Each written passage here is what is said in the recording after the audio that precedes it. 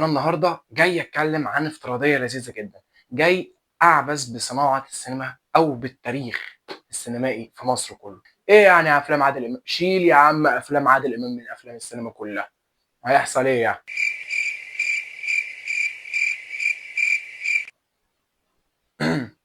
لأ، ده إحنا في بلاوي تشال.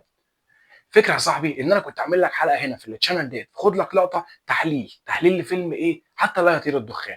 وعلى قد ما أنا حاولت إن أنا أحلله بشكل سهل، بسيط، الناس تفهمه، ونشوف شوية حاجات المؤلف والمخرج والممثل كانوا عايزين يوصّلوها لنا، والحمد لله في ناس عجبها جدًا الحلقة. هاسيب لك الحلقة تحت في الرابط لو حابب ترجع تتفرج عليها. على قد ما أنا وقفت عند نقطة، مش قد إيه الراجل ده ممثل رهيب، مش قد إيه الراجل دوّة بيطلّع حاجات كويسة جدًا. هل عقلية عادل إمام هي السبب أساسًا في وصوله اللي هو فيه ده؟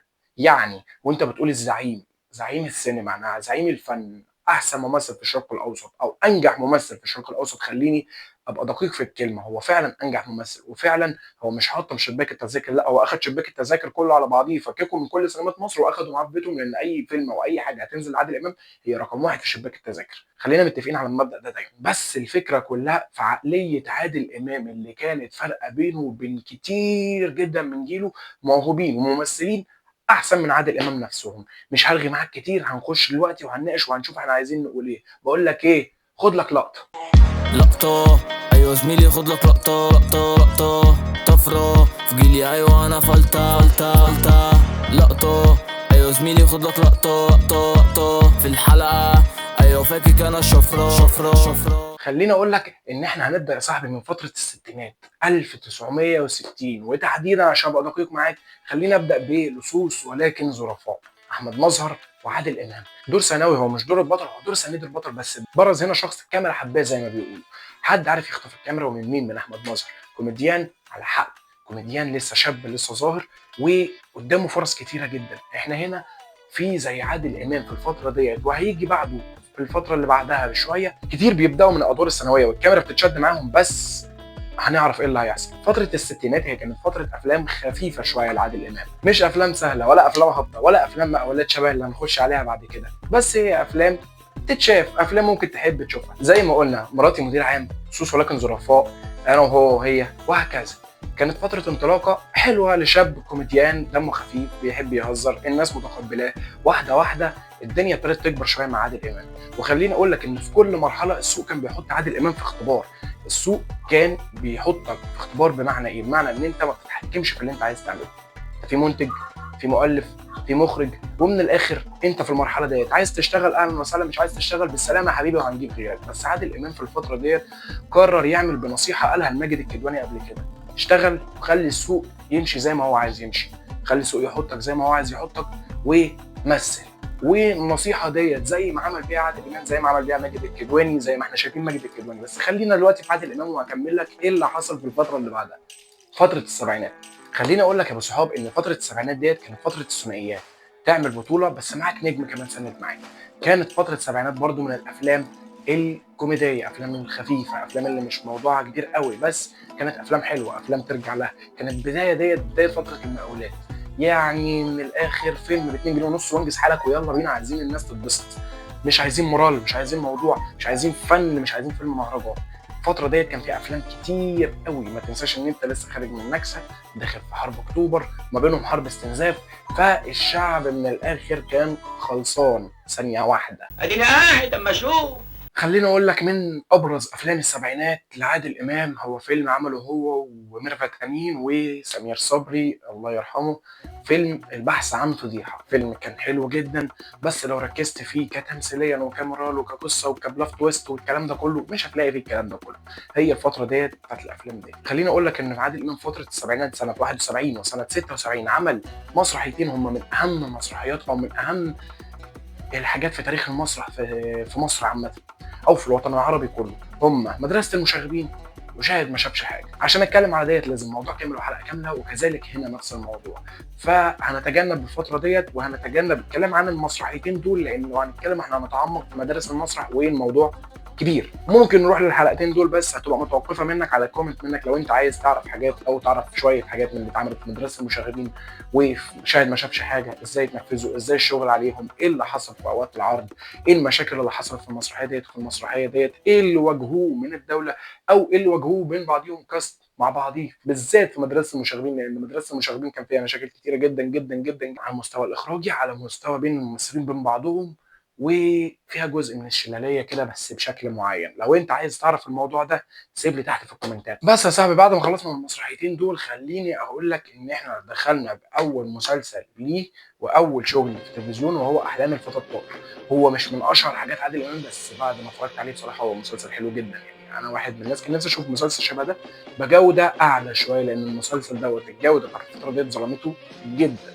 خليني اقول لك ان احنا هنا بنقفل كلام في فتره السبعينات وبنخش على الثمانينات اللي فيها تحول تام لعادل امام، تحول في القرارات، تحول في الشغل اللي اشتغله. وخليني ابدا لك بفيلم هو اشتغله، مش هقول لك من باب الصدفه، بس يعني القدر لعب لعبته، لان المنتج كان تقريبا فاضل معاه 10000 جنيه وهيفلس ومعهوش غيره، فجاب الفيلم دوت لعادل امام من باب ان هو خلاص ما فيش قدامي غير كده وانا ما بعرفش اعمل غير افلام، فهو خلاص هيصرف على الفيلم دوت، يا نجح يا مع السلامه المنتج دوت بقى ربنا يتولاه بعد كده. بس خليني اقول لك ان الفيلم دوت عمل قلبان بالمعنى الحرفي في الشارع المصري، والى يومنا هذا الفيلم ده من احسن افلام عادل امام. بس اختيار عادل امام للدور ده على قد ما هو كان ريسك مش مفهوم خالص للمخرج، لان المخرج هنا كانش موافق على عادل امام، او خليني اقول لك مش ما كانش موافق، اجبر على عادل امام، لان المنتج خلاص بقى شبطان فيه. المنتج خلاص انا هشتغل بعادل امام، يعني هشتغل بعادل امام. خليني اقول لك ان وقتها عادل امام ما كانش لعب اي حاجه تخليه يجي لدور شبه الدور اللي بكلمك عليه ده. بكلمك في عادل امام، بكلمك في سعاد حسني، بكلمك في فاروق الفيشاوي، وبكلمك في المشبوه. دور ملوش علاقه بالكوميديا من قريب ولا من بعيد بيفتح بيه عادل امام الثمانينات. انت فاهم حاجه يا صاحبي؟ انت فاهم يعني ايه انا جايب ممثل كوميديان مع كل افلامه خفيفه، ما ادانيش اي حاجه دراميه بنسبه 90% في تاريخه كله، بجيبه الفيلم لدور شبه المشبوه. فاهم حاجه؟ بس عادل امام قدر يكسب الرهان دوت بعمل رائعه حرفيا. عادل امام هنا قدر يكسب الرهان دوت وقدم اداء استثنائي، قدم اداء يثبت بيه ان هو مش بس ممثل كوميديان، هو هنا ممثل يقدر يعمل لك الكوميدي ويقدر يعمل لك التراجيدي، يقدر يدي لك اداء، يقدر يدي لك تعبير، يقدر يدي لك رياكشنات، كل ده يقدر يعمله. انا مش بس ممكن امثل لك طريقه خفيفه او اي حاجه تضحكك، بس خليني اقول لك ان عادل امام قدر يكسب من هنا ليفل جديد، بسلمه جديده، بمرحله جديده هو هيتخطى بيها حاجات كتير جدا. وخليني اقول لك بقى اعمال عادل امام في الثمانينات، يعني هو بدا عادل امام في الثمانينات بالمشبوه، فيلم ملوش اي علاقه بالكوميديا، ومن هنا الريسك اللي كان على المخرج بسبب المنتج، لان عادل امام زي ما قلت لك يا صديقي لعب الفيلم دوت انتاجيا بس. المخرج نفسه لما قال له، المنتج قال له انا هجيب لك عادل امام، قال له عادل امام ما ينفعش الدور. يعني علاقه عادل امام، عادل امام وقتها كان بيعمل افلام كوميدي، عادل امام بتاع مدرسه المشاغبين وبتاع شاهد ما شافش حاجه، ازاي يعمل المشبوه، ازاي يعمل دور شبه دوت. بس خليني اقول لك ان تاني فيلم المشبوه من احسن اعمال عادل امام، ومن احسن 100 فيلم في تاريخ السينما المصريه كلها. ممثل كوميدي اللي عمله. وخليني ارجع معاك لفتره السبعينات شويه، في فيلم اتعمل في فتره السبعينات انا هعمل لكم عنه حلقه مخصوص، لان حرفيا دوت كان بمثابه قنبله. من الاخر كل الشعب المصري اتغفل فيه. في فيلم اسمه احنا بتوع الاتوبيس، مش هتكلم عنه كتير، بس خليني اقول لك ان الفيلم دوت بطولته عبد المنعم مدبولي، عادل امام، يونس شلبي، ممثلين كتير جدا وكلهم كوميديانات، كلهم كوميديانات. بس خليني اقول لك نقطه بسيطه، الفيلم ده ملوش اي علاقه بالكوميديا يا صاحبي، هنتكلم عن الفيلم في وقتها في الحلقه. تمام؟ يلا بينا نكمل باقي شغل الثمانينات. خليني اقول لك يا ابو الصحاب ان بعد فيلم المشبوه جينا في فيلم الغول. الفيلم دوت اللي كان عليه لغط سياسيا بشكل مش طبيعي، لان الفيلم دوت اتمنع من العرض بسبب قفله الفيلم اللي اتقال ان هي من الاخر بترمي على موت محمد انور السادات. لو لاحظت قفله فيلم الغول مع المشاهد والتكات اللي اتاخدت من اغتيال السادات في المنصه، هي نفس الموضوع بالظبط بالظبط. وعشان كده الفيلم ده توقف فتره من العرض فتره طويله جدا، ولحد ما رجع عادل امام تاني بطريقه او طريقتين كده قدر ان هو يعرض الفيلم دوت بشكل او باخر، وشفنا الفيلم والفيلم كان حلو جدا وبرده ملوش علاقه بالكوميديا بتاعت عادل امام، لحد ما رحنا لرائعه محمد خان وعادل امام، الحريف. الفيلم اللي بعد عرضه حصل مشكلة كبيرة جدا بين عادل إمام ومحمد خان، لأن محمد خان كان ليه رؤية مختلفة، ليه عين مختلفة، وهي رؤية عبقرية بصراحة. احنا بنتكلم عن فيلم كان معمول سنة 1983، بنتكلم عليه النهاردة في 2025 بتكات بكادرات برؤية إخراجية أنا لسه لحد النهاردة ما شفتهاش من مخرجين كتير جدا موجودين دلوقتي في السوق، وما اظنش ان انا هشوفها، لان بجد الموضوع كان مختلف تماما، باداء تمثيلي برضو ولا اروع من عادل امام في دور ملوش اي علاقه بالكوميديا خالص، بل بالعكس حط كمان معاه كوميديان ومش هيهزر ومش هيضحك وهيبكيك، وهو نجاح الموجي الله يرحمه، عمل دور درامي ملحمي بحت، دور كان كويس جدا. انا من هنا مش هصنف لك الفيلم دوت او هحكي لك عنه كتير، بس انا بحكي لك عن فتره، بحكي لك عن قرارات عادل امام، ازاي ده بادئ من الكوميديا وماشي مع السوق لفتره معينه لحد ما ستوب، انا عامل فيلم في التاني خلاص انا بختار افلامي انا عارف انا همشي ازاي. حاجه شبه ديت على فكره ما كانتش عند نجوم كتير جدا كانوا في الصف الاول، ومن ابرزهم ومن جيلنا اللي موجود قدامنا دلوقتي او من الناس اللي احنا بنشوفها ناس شبه محمد هنيدي ومحمد سعد. فين دول دلوقتي؟ كله اخد سكه الكوميديا وانا همثل كوميديا بس. فين محمد هنيدي؟ مفيش. فين محمد سعد؟ ابتدى يرجع، وقلنا الكلام ده كله في حلقه محمد سعد والجولدن ايرا في الحلقه اللي فاتت، تقدر برضو تتفرج عليها، سيبها لك تحت في الديسكربشن وقول لي رايك فيها. خليني اقول لك ان برضو فتره الثمانينات شويه اعمال كويسه جدا وشويه اعمال هي لسه عايشه لحد النهارده، من 1980 وانت طالع افلام لعادل امام لسه عايشه لحد النهارده، وهنقابل افلام ثانيه برضو جامده في السكه معانا. خليني اقول لك برضو على سبيل المثال وليس الحصر، في يا معلم احترس من الخط، النمر والانثى، سلام يا صاحبي، حب في الزنزانه، افلام تانية كتير قوي، ومنها برضو بدايه الثلاثيه الاقرب لقلبي، شريف عرفة، وحيد حامد، عادل امام، وبدأناها باللعب مع الكبار.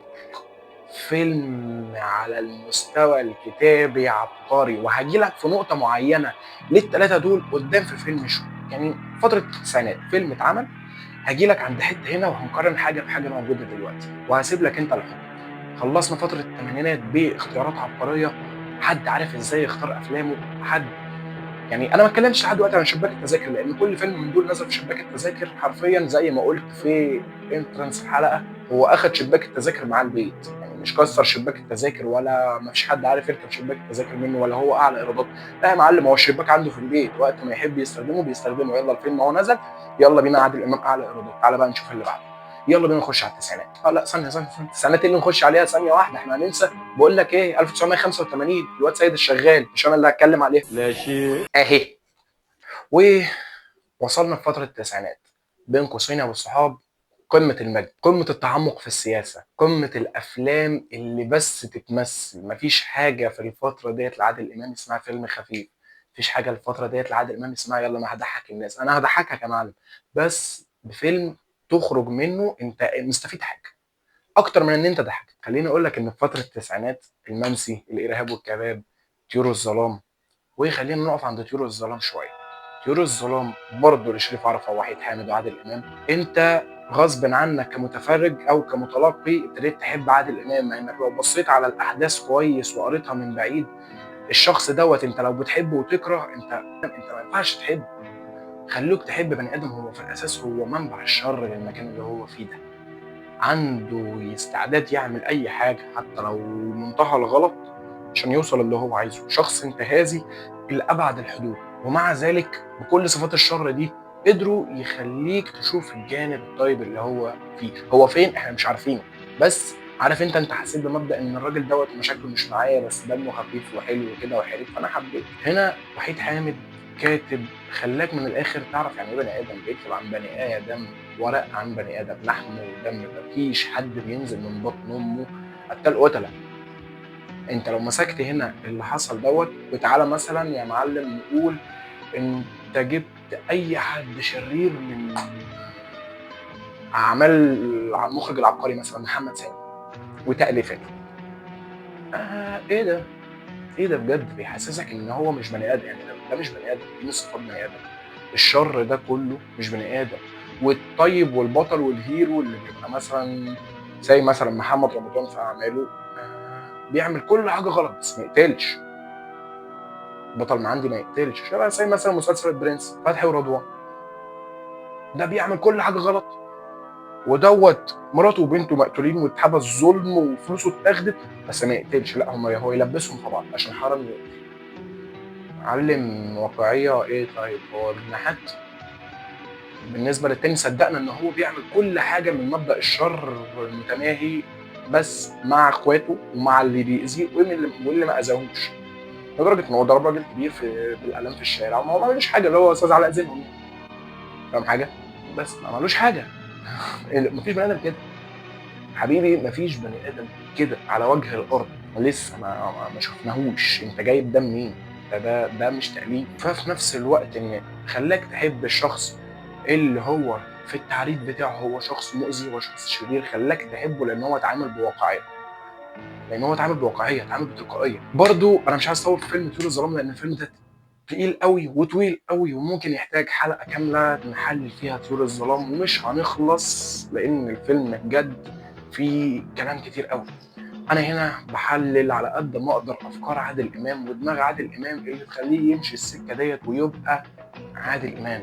خليني اقول لك ان بعد طيور الظلام يا معلم كان في بخيت وعديلة 1، بخيت وعديلة 2، في النوم في العسل، وهو فيلم سياسي بغباء بجد.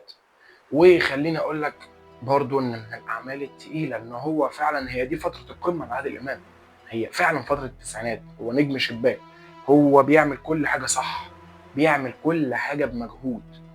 وخلي بالك برضو ان في فتره الافلام بتاعت بخيت وعديله وبخيت وعديله 1 وبخيت وعديله 2 رساله الى الوالي الكلام ده كله، ابتدى يطعم بشويه شباب لسه طالعين كده مش عارفين هيعملوا ايه، وهو محمد هنيدي، علاء ولي الدين، الناس دي، علاء مرسي. ابتدت الناس دي والناس يشوفها واحده واحده واحده واحده واحده، وهنشوف مستقبلهم هيوديهم لحد فين. وتخلص فتره التسعينات بقمه النجاح لعادل امام، بقمه الايرادات، بقمه الورق الحلو، الاخراج الحلو، التمثيل الحلو. وبرضو انا بديك كوميديا بس بديك تمثيل. بس خليني اقول لك لقطه، التسعينات كان فيها حدث كبير برضو في المسرح، وهي مسرحيه الزعيم. بس انا كفايه عليا اذكر اسامي المسرحيات دول بس، يعني فاهم حاجه؟ انت هتبقى فاهم حتى لو انت ما عشتش وما واكبتش، ابوك عايش وواكب، وحتى لو ابوك ما واكبش هتلاقي جدك برضه حاضر في الكلام ده كله. ممكن تروح تساله المسرحيات دي كانت عامله ايه وقعدت قد ايه. تعالى يا صاحبي بعد 10 سنين من الافلام التقيله جدا جدا ووصلت لمرحله ان عادل امام بينافس نفسه، خليني اقول لك ان في بدايه الالفينات عادل امام ابتدى يعمل شويه حاجات خفيفه كده: امير الظلام، سفاره في العماره، عماره يعقوبيان، عريس من جهه امنيه، حسن ومرقص، بوبوس، زهايمر.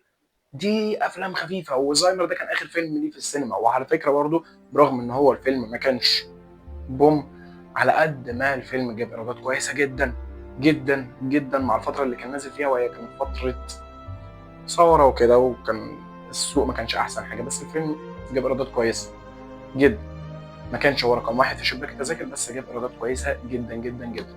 مع مشهد هو الوداع عادل امام وسعيد صالح، المشهد دوت حرفيا مشهد جميل جدا جدا جدا. بس خليني اقول لك ان ده عادل امام. وبرضه قبل ما ارجع واقول لك فتره 2010 في مسرحيه كده اسمها بودي جارد، كانت بتتعرض من اواخر التسعينات من بعد الزعيم المعلم لحد 2009 تقريبا ولا 2010 حاجه كده، قعدت تتعرض كتير جدا وهي لسه معروضه. تركي آل الشيخ لسه مش شاري حقوق، بس هو اتعرض بالكاست غير اللي اتصورت بكاست واتعرضت بكاست تاني. مسرحيه بودي جارد دي عدى عليها ناس كتير جدا، يعني عادل امام اللي كان بيشتغل معاه دوت من الممثلين كان بيعتبر نفسه في عقد في الخليج يا معلم، اعلى مرتب، اطول فتره تمثيل بالسنين، فانت بتتكلم في ان انت جات لك سفريه يعني، فاهم حاجه؟ ده عادل امام، ده عادل امام. مش هتكلم معاك على مسلسلات وفرقه نجاة الله وشبه العراف والحاجات دي كلها لان الحاجات دي كلها جامده جدا جدا جدا واحنا عصرناها. بس خليني اقول لك ان ده ممثل من سنه 60 انا بدات، ومن قبل 60 كمان، من اواخر الخمسينات بدا، وبدا الستينات، من اول السبعينات عادل امام ابتدى يطلع على قمه الهرم، ما نزلش لحد ما قال كفايه انا هقعد في البيت، انا مش عايز اشتغل تاني، انا عايز اريح. فالدماغ هنا غير، القرارات هنا غير. ومعانا امثله تانية لممثلين تانية. انا قلت لك في نص الحلقه ان الممثلين دول وقعوا وقربوا يختفوا بسبب قراراتهم. الناس بتحبهم الناس مستنيه منهم اعمال حلوه، بس انت قراراتك زي الزفت يا معلم. دور واشتغل واتعب واجتهد وامشي مع السوق، امشي مع السوق، ما تسيبش السوق وتعمل دماغك. خلاص الكوميديا خلصت، خلاص الناس ما بقتش عايزه في السوق كوميديا، فمش لازم اقدم لك فيلم كوميدي بحت. فاهم حاجه؟ حتى الكوميديا نوعها اختلف. انت ليه بتعمل لي كوميديا بعصرك يا معلم؟ يا نجم النجوم انت بنفسك عادل امام جايبك في فيلم على اساس نجاحك. عادل امام اللي هو عادل امام قرر ان هو يسيب كوميديته، قرر ان هو يسيب كل حاجه وراح لكوميديا الشباب في وقتها اللي هي في شبابك، وراح واخد من شبابك انت. تخيل ان عادل امام راح عمل فيلم بشباب هم دلوقتي نجوم صف اول، منهم احمد مكي، منهم عمرو عبد العزيز، منهم ناس كتير، لا ناس كتير قوي. هم دول في وقتها كانوا شباب، وهم دول اللي كانوا بيجيبوا الضحك. وكتب فيلم كوميدي جامد جدا وهو مرجان احمد مرجان، وبيضحك. مش عايز ابقى بختصم حد معين في الفيديو، انا بناقشك هنا عن عادل امام. بص يا ابو الصحاب، خلينا متفقين على نقطه، سواء اتفقت او اختلفت في حاجه واحده ثابته واساسيه في الموضوع ده، ان عادل امام شخص ناجح، او عادل امام شخص عرف ينجح. انا عارف ان انا شكلي حاليا متغير، في شويه حاجات كده بنجهزها. ما تنساش تقولي رايك في الحلقه، ما تنساش تعمل لايك، كومنت، سبسكرايب، وشير كتير كتير كتير كتير كتير كتير. وبقول لك ايه، استنى الحلقات بتاعت الالعاب. ونصيحه، لو انت صاحبي او اخويا او اول مره نتقابل من هنا وانت من اسكندريه وليك في الافلام وشايف نفسك حريف افلام، ابعت لي بسرعه